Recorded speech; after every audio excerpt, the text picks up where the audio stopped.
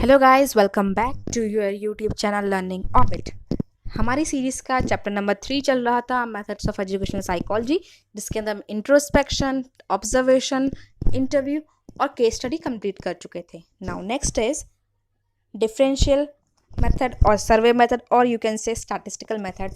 तीनों ही इसके नाम हैं, किसी भी नाम से एग्जाम में आ सकता है। तो गाइस ज़रूरी है कि आप एक मेथड के सारे नाम जानें, जैसे कि केस स्टडी का केस हिस्ट्री भी है और क्लिनिकल भी है। So let's start. Survey method is based on individual differences. Survey method किस चीज़ पे बेस करता है? इंडिविजुअल डिफरेंसेस पे बेस करता है। इंडिविजुअल डिफरेंसेस हमें बताता है कि हर एक इंडिविजुअल अपने आप में अलग है। अगर आपको ये कंसेप्ट क्लियर नहीं है तो हमारे चैनल पे आपको इसकी वीडियो मिल जाएगी, प्लीज़ डू वॉच इट। और अगर क्लियर है तो आगे आपको फ्यूचर में तो इस प्लेलिस्ट में वो भी मिलेगी, जो थोड़े बहुत डाउट होंगे वो क्लियर हो जाएंगे। I hope so.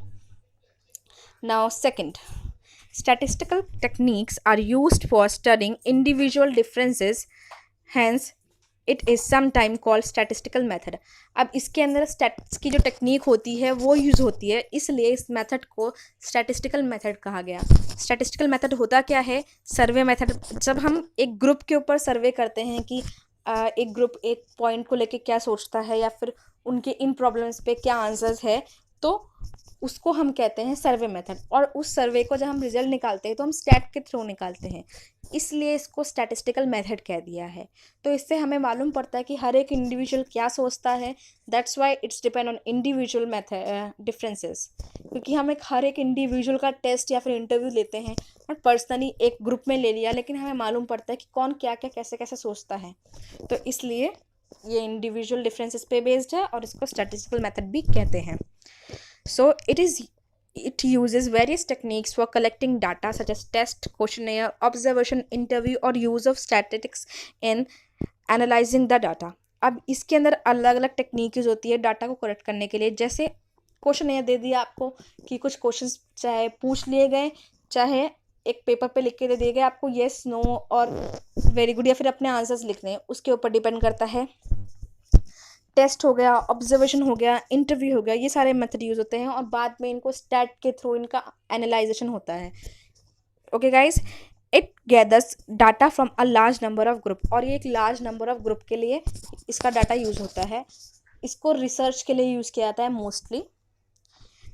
मेरिट्स, इसके मेरिट्स क्या क्या है? It is useful in determining the present trends and solving current practical problem.